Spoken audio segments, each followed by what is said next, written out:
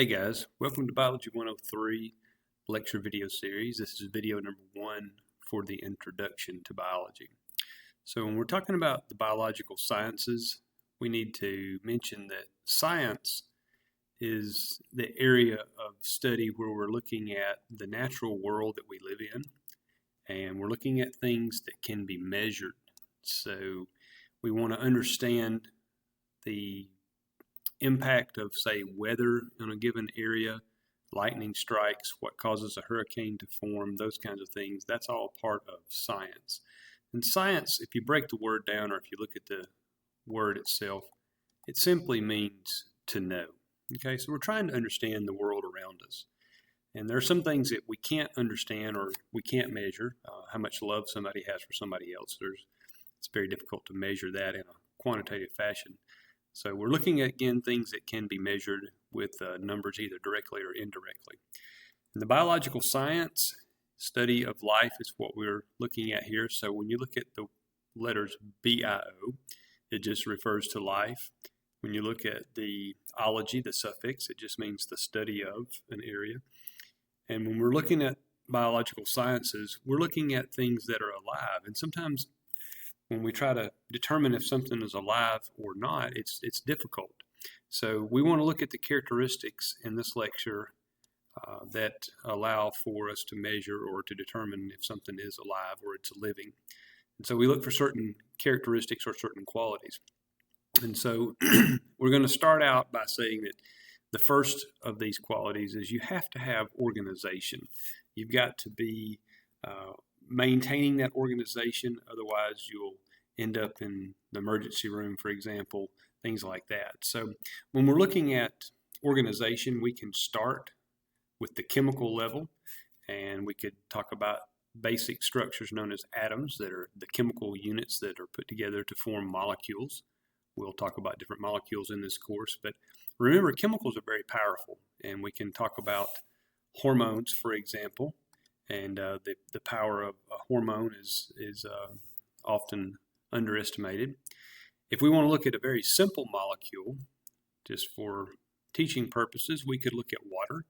Water, remember, has 2 hydrogen atoms and an oxygen atom and is critical for life.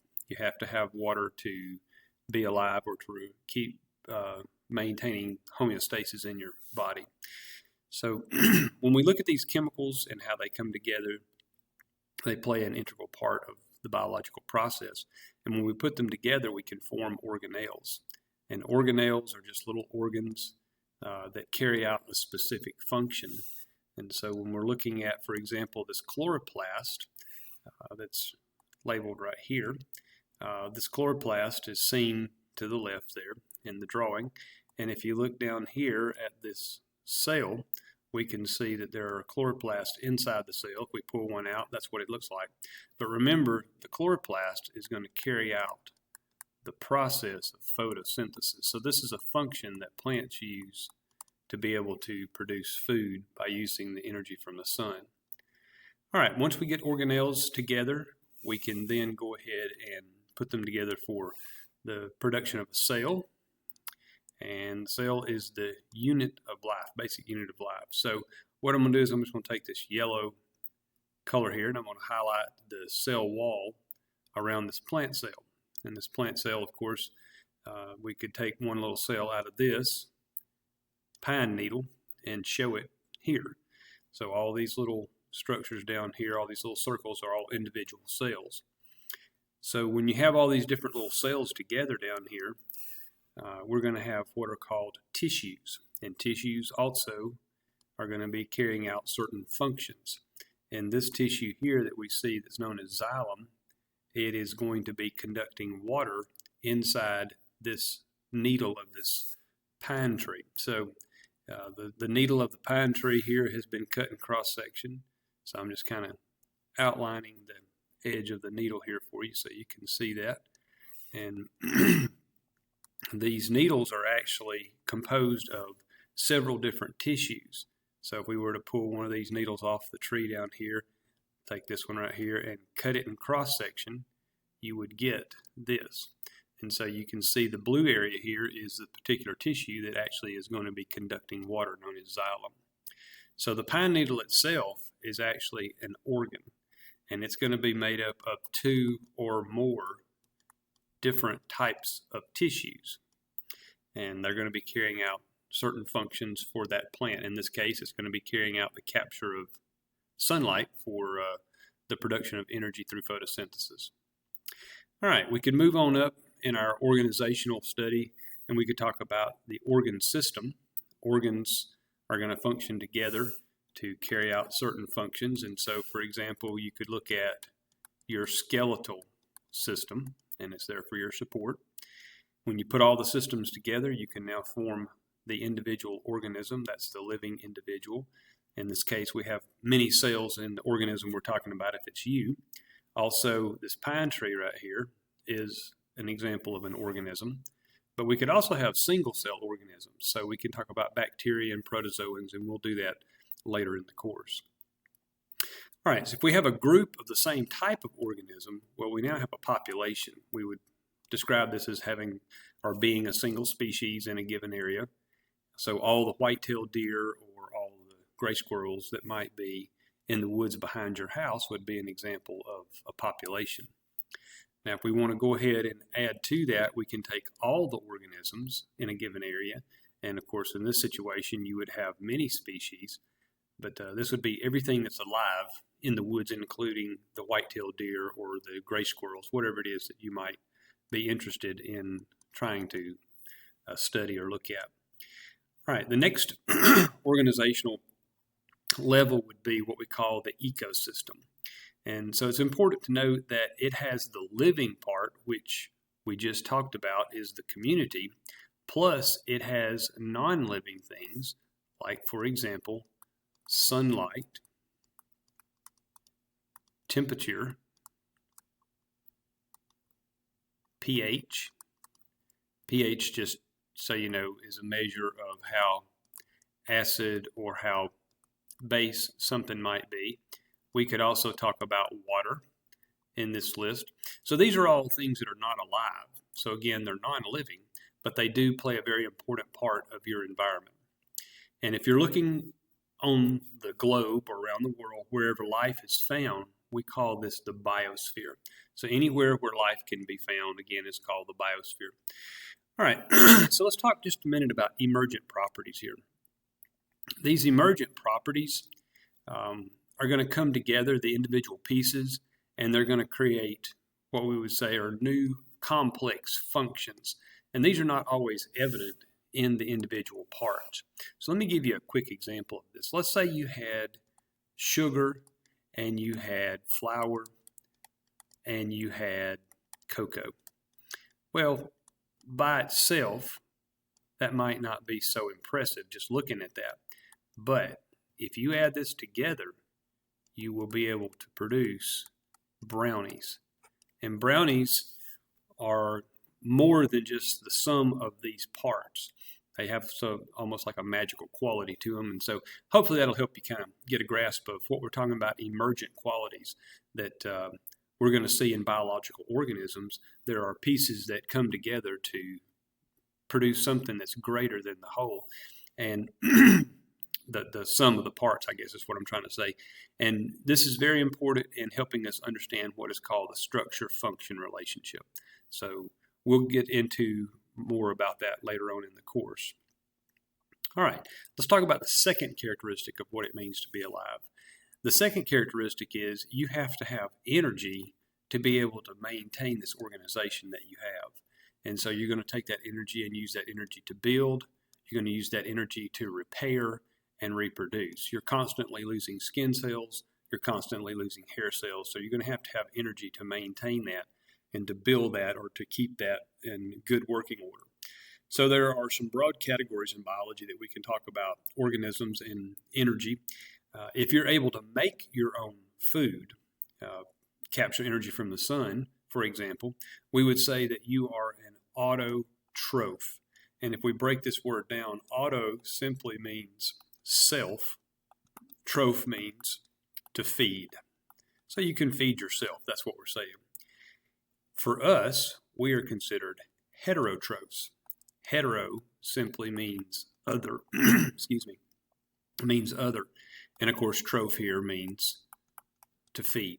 So we have to eat or consume other organisms. All right, we can talk about decomposers. Decomposers obtain energy from waste and from dead organisms. And so fungi would be an example. Bacteria would also be an example of a decomposer. Now, what these do is they help to recycle the nutrients back into the food chains, and we'll talk about food chains as we kind of progress through the ecology section of the course.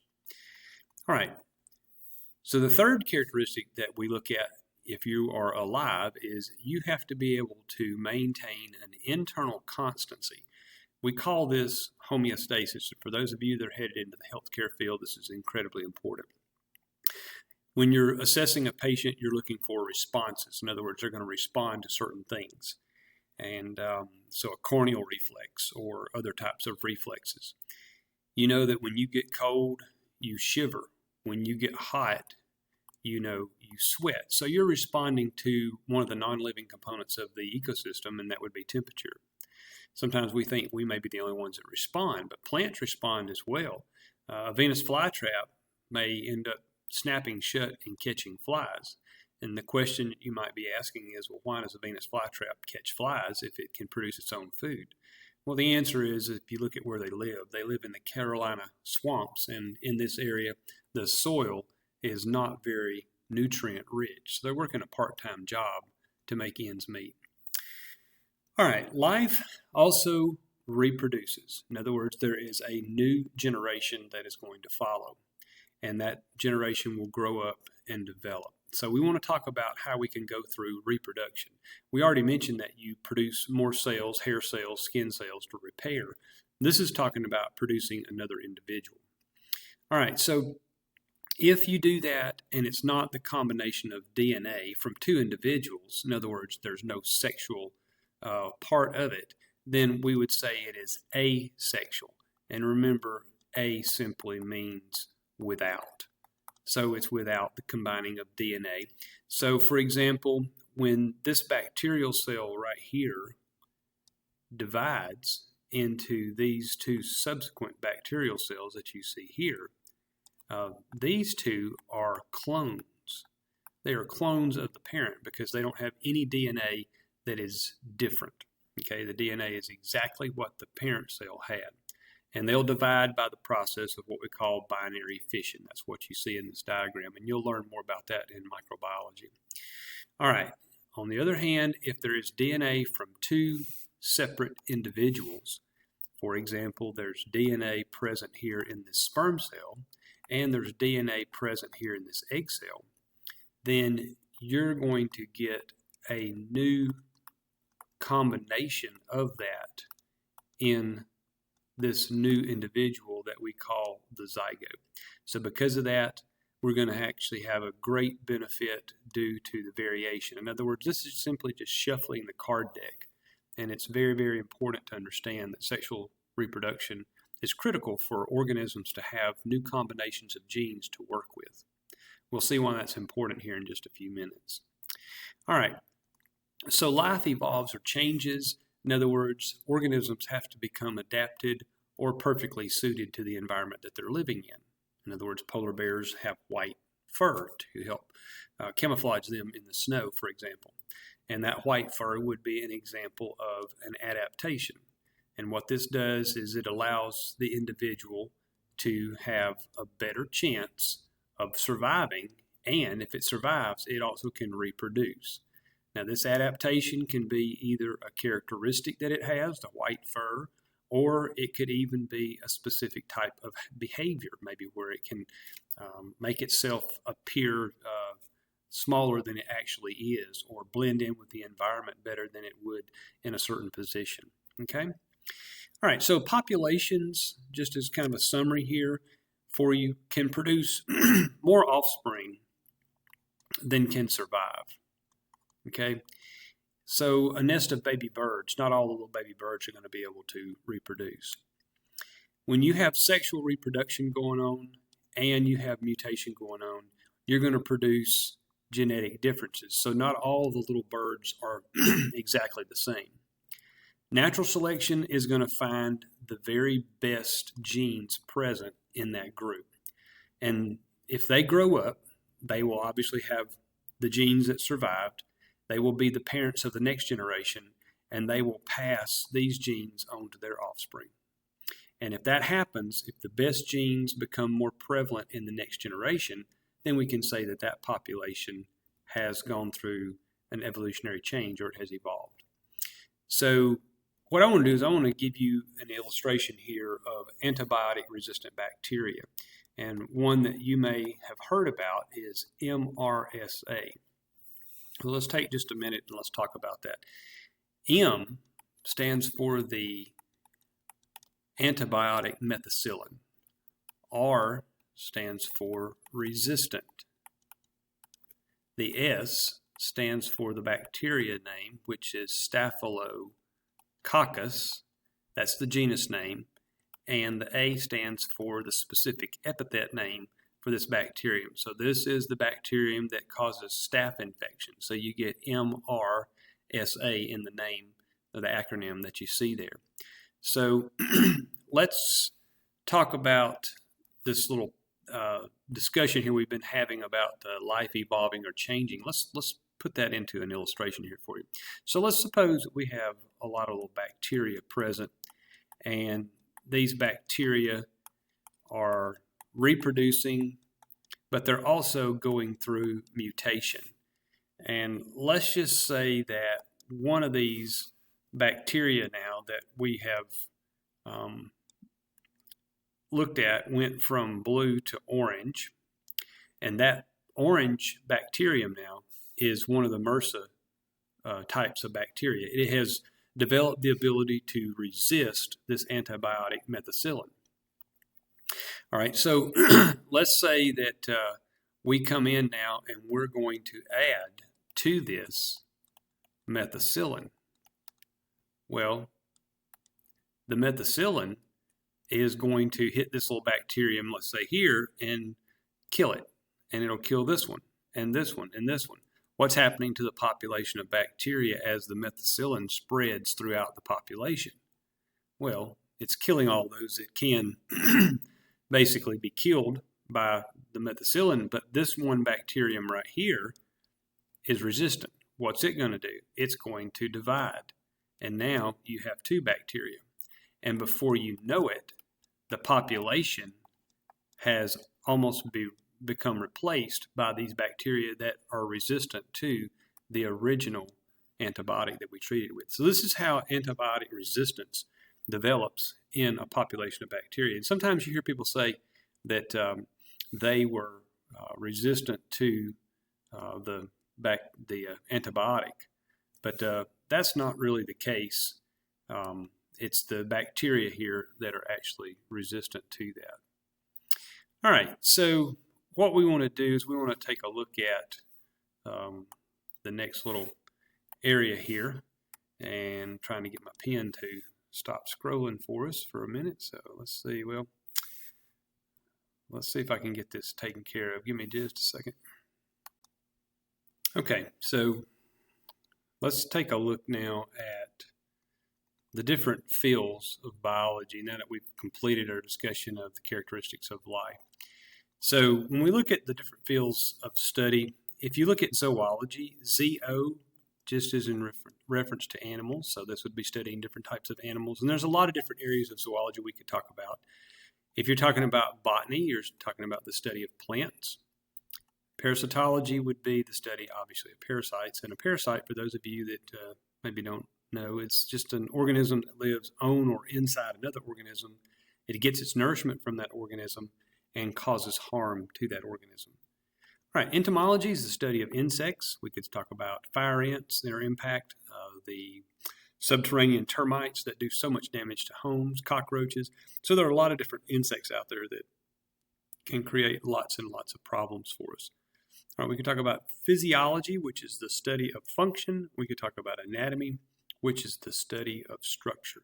And a lot of times students want to talk about human anatomy and physiology, and that is the area of the human body that you study in a high school biology course or in a college biology course, but we can talk about physiology of plants, and we'll talk about physiology of plants later on. But for example, we could talk about photosynthesis. So photosynthesis is an example of a physiological process that we'll cover later on. Okay, so I'm going to end this video 1 at this point.